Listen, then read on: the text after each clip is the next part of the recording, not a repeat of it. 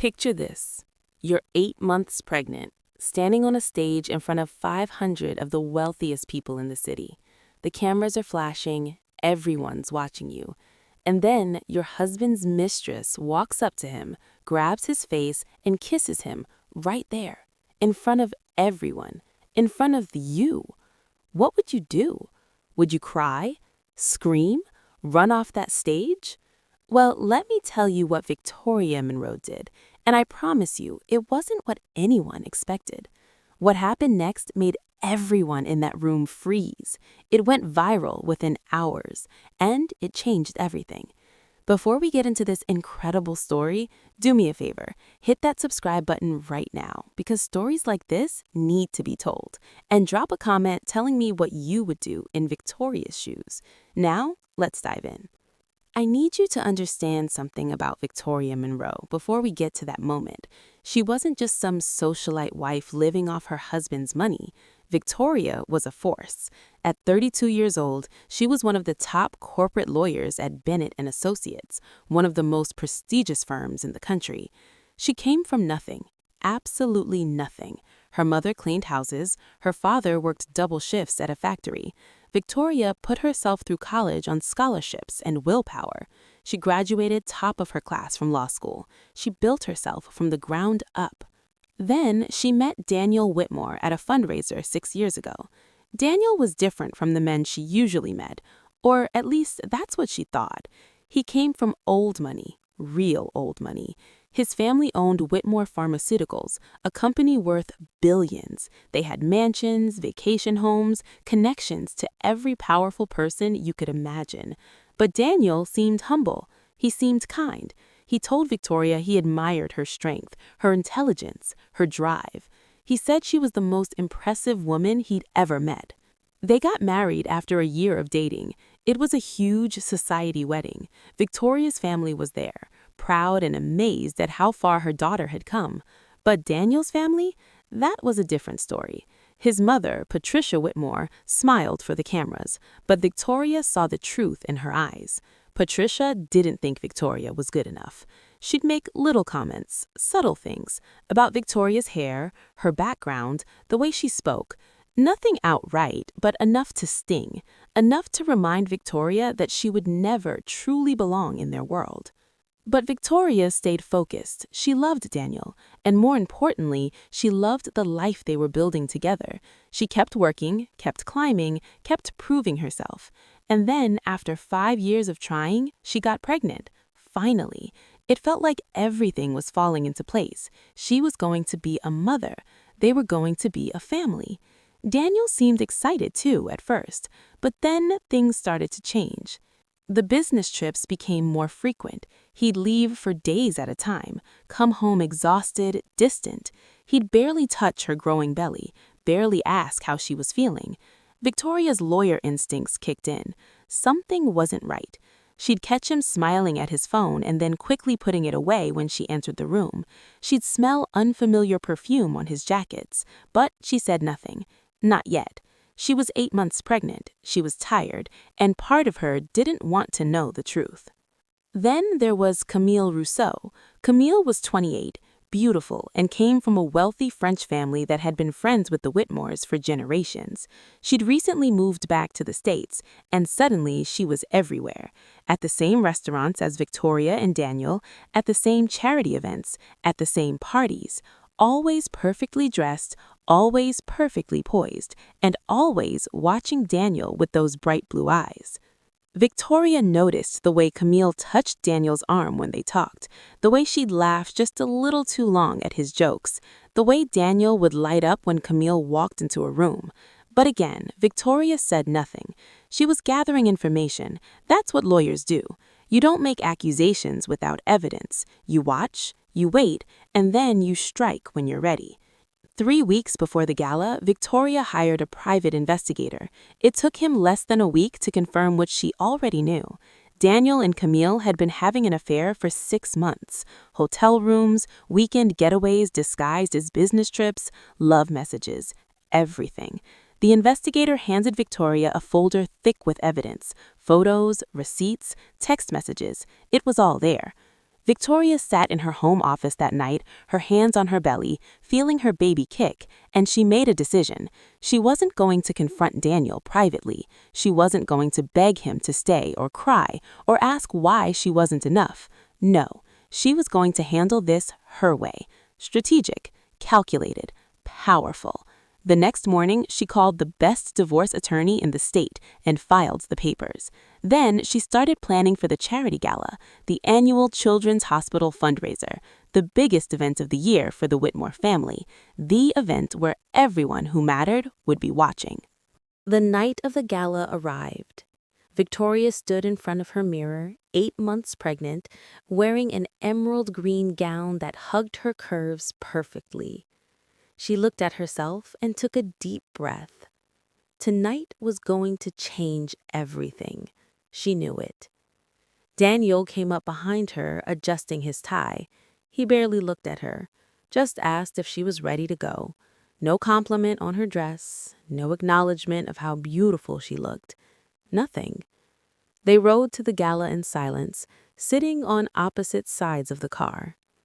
When they arrived at the grand ballroom, cameras flashed everywhere. This was the event of the season. 500 guests, politicians, business leaders, celebrities, socialites, everyone was there. Daniel's family had been hosting this fundraiser for 3 generations. It was supposed to honor the Whitmore legacy, their commitment to children's health care, their generosity, their perfection. Victoria walked through the crowd, smiling and greeting people, her hand protectively on her belly. People kept congratulating her on the pregnancy, telling her she was glowing. She thanked them graciously, all while watching Daniel out of the corner of her eye. He was across the room, talking to some business associates. And then Camille arrived. She wore a stunning white dress, her blonde hair perfectly styled. She made her entrance like she owned the place, and she walked straight to Daniel. About an hour into the event, it was time for the speeches. Victoria was scheduled to speak about the importance of accessible health care for children, especially in underserved communities. It was a topic she was passionate about. She climbed the stairs to the stage, feeling the weight of everyone's eyes on her. The room quieted down. She gripped the microphone and began to speak. Her voice was steady, confident, powerful. She talked about children who couldn't afford medicine, about families choosing between rent and doctor visits, about the responsibility they all had to do better. And then, right in the middle of her sentence, Camille moved. Victoria saw her walking toward the stage, toward Daniel, who was standing near the front. Victoria kept speaking, but her eyes tracked every movement. Camille reached Daniel, and then, in front of 500 people, in front of all those cameras, Camille grabbed Daniel's face with both hands and kissed him. Not a peck, a real kiss, passionate, possessive, deliberate. The room erupted in gasps. Whispers exploded like wildfire. Heads turned, phones came out. Everyone was looking between Camille, Daniel, and Victoria on that stage. Daniel didn't pull away immediately. He stood there for a moment, frozen, before finally stepping back. But the damage was done. Camille turned to the crowd, her voice clear and shameless. She said, "We're in love, we're done hiding." Every single person in that ballroom turned to look at Victoria, the pregnant wife, the betrayed woman, the victim. They waited for her to fall apart, to cry, to scream, to run off that stage in humiliation. Daniel's mother, Patricia, was sitting at a front table, and Victoria saw something horrible. Patricia was smirking, actually smirking, like this was exactly what she wanted, like Victoria was finally being put in her place. The silence was deafening. Victoria stood there, one hand still on the microphone, the other on her pregnant belly. 10 seconds of absolute silence. It felt like an eternity. Every camera in that room was pointed at her. Every phone was recording. This moment would define her, and Victoria knew it. And then, Victoria did something extraordinary. She didn't cry. She didn't run. She took a breath, straightened her shoulders, and she finished her sentence. The exact sentence Camille had interrupted. Her voice was calm, steady, like nothing had happened, like her world hadn't just exploded in front of 500 witnesses. She said, "As I was saying, every child deserves access to quality health care, regardless of their family's financial situation." Then she paused. She looked directly at Camille, then at Daniel, and she spoke again, her words cutting through the tension like a knife. She said, "Well, this is certainly unexpected entertainment for the evening, though I must say, Camille, I'm curious about something. Does your fiancé Pierre know you're here declaring your love for another man, or is he still in Paris thinking you're visiting your sick grandmother?" The room erupted in gasps, louder this time. Camille's face went pale. Camille continued, her voice never wavering. "And Daniel, I have to thank you, really. Thank you for finally showing everyone exactly who you are. It saves me the considerable trouble of explaining it myself." People started murmuring. Phones were up everywhere now. This was going to be all over social media in minutes. Victoria stepped down from the stage, walking with perfect grace despite being 8 months pregnant. She walked straight to Margaret Chen, the hospital foundation director. She pulled an envelope from her clutch and handed it to her. "Margaret, this is a personal check for $2 million for the Children's Hospital. In my name, Victoria Monroe, not Whitmore, just Monroe." Margaret's eyes went wide. $2 million from Victoria's own money, not Daniel's family fortune. Victoria wasn't finished. She turned back to the microphone, her voice projecting across the stunned ballroom. "And I'm matching every donation made here tonight from my personal funds, because this cause matters to me. These children matter to me. Unlike some people, I actually mean what I say." The room erupted, not in whispers this time, but in applause, actual applause. People were standing up, clapping for Victoria, supporting her. She'd turned her humiliation into power, her betrayal into triumph, and then she delivered the final blow. "I want you all to know something," Victoria said, her eyes sweeping the room. "I've known about this affair for weeks. I hired an investigator. I have documentation, photos, messages, hotel receipts, everything. And this morning, before I came here tonight, I filed for divorce." She looked directly at Daniel, whose face had gone completely white. "Did you forget about the infidelity clause in our prenup, Daniel? The one your mother insisted on? The one that protects the family legacy from gold diggers? Well, it works both ways, and infidelity voids your protections." Patricia Whitmore's smirk disappeared. Daniel looked like he might be sick. The prenup, the infidelity clause. In their arrogance, they'd never considered that Daniel would be the one to break his vows. That clause meant Victoria had leverage, serious leverage. Daniel's trust fund, their shared assets, everything was now at risk. Camille tried to speak, tried to save face, but Victoria held up her hand.